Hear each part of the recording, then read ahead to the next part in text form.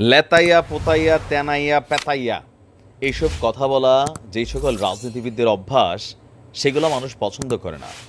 একজন রাষ্ট্রের প্রধান যিনি হবেন তার ভাষা থাকবে স্ট্রেইট, আর সেই স্ট্রেইট ভাষাটা কেমন হবে সেইটাই দেখিয়েছেন ডক্টর মোহাম্মদ ইউনূস। আমি বারবার বলি, ডক্টর মোহাম্মদ ইউনূসের এই সরকারের বিভিন্ন যে উপদেষ্টারা আছেন বা ওনার যে বক্তব্যগুলো আছেন, আগামী দিনে যারা রাজনীতি করতে আসবেন তারা জাইনা রাখেন, শিখা নেন যে প্রতিবেশী দেশের কাছে তেলান যাবে না, জি হুজুর করা যাবে না, তাহলে আপনার ঘাড়ের মধ্যে চাইপা বসবে। আর এই চাপ খাইতে খাইতে আপনি একদিন জনগণের গারানি খাবেন, তারপর আপনার পরিণতি কোন দিকে যেতে পারে বাংলাদেশ দেখেছে। কথা বলছি ডক্টর মোহাম্মদ ইউনূস কি ভাষায় কথা বলে। গেল কয়েকদিন আগে ক্ষমতা তিনি নেওয়ার আগেই না জানি পরেই সাথে সাথে ভারতের একটা টেলিভিশনে সাক্ষাৎকার দিয়ে বলছিল, যদি বাংলাদেশকে অস্থিতিশীল করতে চান, ভারত যদি চায় তাহলে সেভেন সিস্টার হুমকিতে পড়বে। স্ট্রেইট খাট কথা।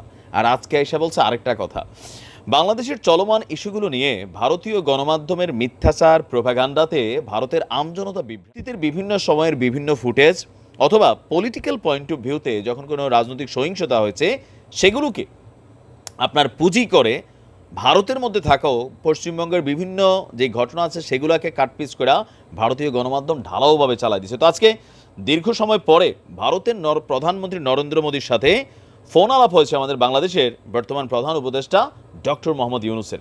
খুবই একটা ভালো একটা জায়গা মতো একটা মারা দিছে। কোনটা?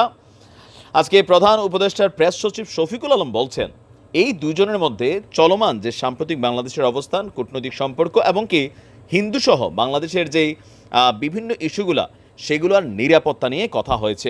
প্রফেসর ইউনূস নরেন্দ্র মোদীকে শক্ত ভাষায় বলেছেন, বাংলাদেশের সংখ্যালঘু নির্যাতন নিয়ে ভারত মিডিয়ায় অতিরঞ্জিত খবর প্রকাশ করা হচ্ছে।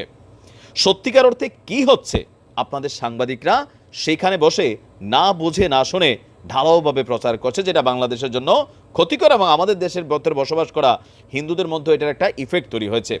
সেই জন্য তিনি বলছেন, ভারতীয় সাংবাদিকদেরকে বাংলাদেশে পাঠান, আমরা ভিসা দিব। বাংলাদেশে এসে বাংলাদেশের পরিস্থিতি দেখে তারপর আপনাদের গণমাধ্যমকে রিপোর্ট করতে বলেন। প্রধান উপদেষ্টার প্রেস উইংয়ের দেওয়া বিবৃতি হলো, ভারতীয় নরেন্দ্র মোদীর সাথে কথা বলেছেন তিনি, আর অন্তর্বর্তী সরকার গ্রহণ করায় নরেন্দ্র মোদী প্রফেসর ইউনূসকে শুভেচ্ছা জানিয়েছেন। টেরি আলাপ এবং প্রধান উপদেষ্টা হিসেবে শপথ নেওয়ার পর টুইট করায় প্রধানমন্ত্রী নরেন্দ্র মোদীকে ধন্যবাদ জানিয়েছেন প্রফেসর ইউনূস। আর 15ই আগস্ট স্বাধীনতা দিবস উপলক্ষে ভারতীয় নেতা এবং জনগণকেও তিনি শুভেচ্ছা জানিয়েছেন, যা গতকালকে উদযাপিত হয়েছে। প্রধানমন্ত্রী নরেন্দ্র মোদীও ডক্টর ইউনূসের সরকারের প্রতি শুভকামনা জানিয়েছে এবং কাছের বন্ধু হিসাবে জনগণের উপকারের জন্য বাংলাদেশের সাথে কাজ করার আগ্রহ প্রকাশ করেছে এবং প্রফেসর ইউনূসের নেতৃত্বাধীন সরকারের সাথে গভীরভাবে কাজ করার আশাও প্রকাশ করেছেন। তিনি 2006 সালে তার নোবেল পাওয়া নিয়ে প্রশংসা করেছেন এবং তিনি বলছেন তিনি তাকে দীর্ঘদিন ধরে চিনেন, আর প্রফেসর ইউনূসের যেহেতু দীর্ঘ অভিজ্ঞতা রয়েছে তার নেতৃত্বে বাংলাদেশের মানুষের জন্য মঙ্গল হিসাবে বয়ে আনবে। অপরদিকে ভারতীয় প্রধানমন্ত্রী সংখ্যালঘুদের নিরাপত্তার বিষয়টি যখন উত্থাপন করেছেন তখনই ডক্টর ইউনূস বলছেন, সংখ্যালঘু সহ বাংলাদেশের সকল নাগরিকদের নিরাপত্তা নিশ্চিতে সরকার প্রতিশ্রুতিবদ্ধ। আর তাদের মিডিয়া নিয়ে তিনি বলছেন যে আপনাদের মিডিয়াকে বাংলাদেশে এসে আমরা ভিসা দিব, মাঠ পর্যায়ে এসে ভালো করে যাচাই বাছাই করে দেখে শুনে তারপর আপনাদের মিডিয়াকে নিউজ করতে বলেন, অন্যথায় কূটনৈতিক সম্পর্কের মধ্যে এটার প্রভাব পড়বে। এই কথাটা ক্ষমতার চেয়ারে বসে ভারতকে মুখের উপরে এইভাবে বলার মতন সৎসাহস খুবই কমই ছিল অতীতের সরকারগুলোর। কারণ সবাই মনে করে ভারতের সাথে লিয়াজু মেনটেন করা দরকার।